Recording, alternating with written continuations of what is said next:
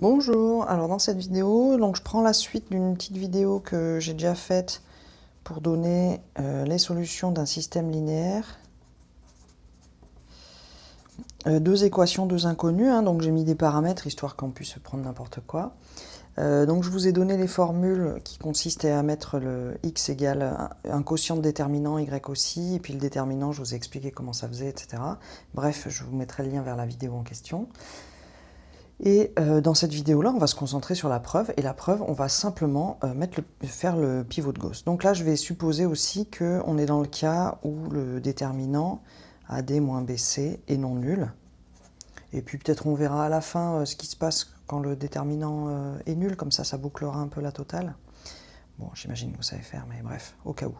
Alors, on va supposer ce truc-là. Alors, je vais juste faire le pivot de Gauss là-dessus. Donc, L1, je ne vais pas toucher. Et L2, pour pouvoir mettre un 0 là-dedans, je vais faire C fois ça, moins A fois ça. Vous êtes d'accord? Si je fais C fois L1, moins A fois L2, ça fera AC, moins AC. Et donc, j'aurai 0 dans la colonne de X. Donc, je vais faire le pivot de Gauss. C'est parti. AX plus BY égale F. Donc, ici, ça fait bien AC moins ACX. Ici, ça fait BC moins AD. BC moins AD fois Y. Et ici, ça va faire donc FC moins AG. FC moins AG. Ok, donc là, on a tout de suite, si ce truc-là est non nul, on a tout de suite Y égale FC moins AG sur BC moins AD. Et donc ça, on peut reconnaître que c'est un déterminant. C'est le déterminant AD moins BC. Et ça, c'est aussi le déterminant AG moins CF. Voilà. Et donc, pour avoir X, comment est-ce qu'on peut faire? Je vous propose là simplement de faire une substitution. Comme ça, on ne s'embête pas. Et on fait le calcul de la substitution. X égale F moins BY, le tout divisé par A, donc fois 1 sur A. Alors, F moins BY, donc Y c'est FC moins AG sur BC moins AD, tout ça divisé par A. Je vous propose qu'on mette au même dénominateur ici pour pouvoir faire le calcul. Donc au même dénominateur, ça va faire F fois BC moins F fois AD. Donc F BC moins F AD. Et ensuite, il va y avoir moins toute cette fraction-là, moins B fois parenthèse ce truc-là, donc ça fera moins BFC.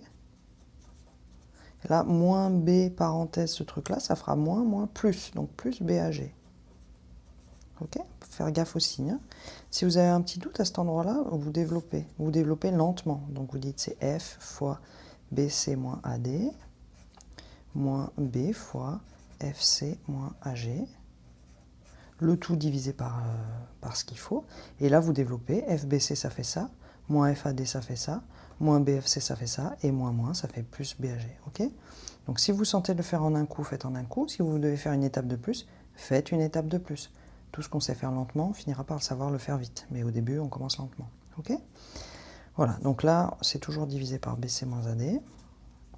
Toujours fois 1 sur A. Et alors, si je simplifie ce qui se simplifie, c'est quoi le FBC, on le voit là et on le voit là. Donc, il s'en va. Et il reste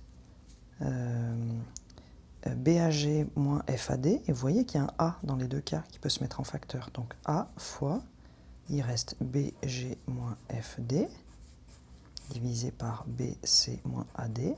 Et là, avec le 1 sur A, on voit les deux A, pof, qui vont s'enlever. Et ici, BG moins FD, BC moins AD, ça nous donne exactement ce qu'il faut pour X. Je suis un peu à court de ma feuille, je vais monter là. X égale, ça c'est bien un déterminant. BG moins FD, c'est le déterminant, c'est lequel? C'est F fois D. Non, il est dans l'autre sens. Si, c'est ça. Et G... je me suis trompé dans le signe. Ah oui, si, je me suis trompé dans le signe là en bas. Donc, si vous voulez, on va dire que c'est l'opposé, FD moins BG, divisé par l'opposé en bas, AD moins BC. Ok, donc... Ah oui, j'ai fait une erreur là. FC moins AG divisé par BC moins D. D'accord, oui, je l'ai fait dans l'autre sens. Bref, non, c'est pas une erreur. Alors, et qu'est-ce que j'ai dit? C'est D, hop. Et en bas, on divise par le même déterminant, donc A, C, BD. Je suis désolé, c'est pas hyper lisible. Les formules, vous les avez dans la vidéo que j'ai linkée. Voilà, j'espère que la preuve vous convient. Essentiellement, ce truc-là, ça vient en un coup. Le Y vient en un coup de pivot de Gauss. Et le X, c'est juste des calculs et de la substitution. Voilà. Ah oui, je vous avais promis un truc qui était de regarder si AD moins BC égale 0. Qu'est-ce qu'on fait dans ce cas-là? Alors, allons-y. Donc, je remets le système. C'était AX plus BY égale F, CX plus DY égale G. Donc, si jamais AD moins BC égale 0, alors on fait la même chose dans tous les cas. On fait la première étape du pivot de Gauss, vous êtes d'accord? Donc, si je fais la première étape du pivot de Gauss, qu'est-ce qui va se passer? Ici, ça va être 0.